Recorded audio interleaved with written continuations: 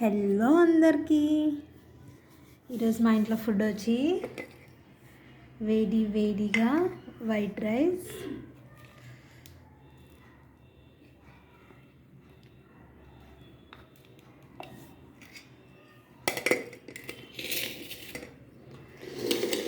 And కాకరకాయ fry.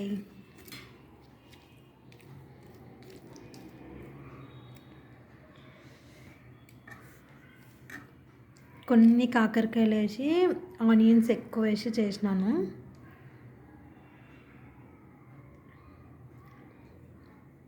So taste అయితే సూపర్గా ఉంటుంది కాకరకాయ ఫ్రై. ఇందులో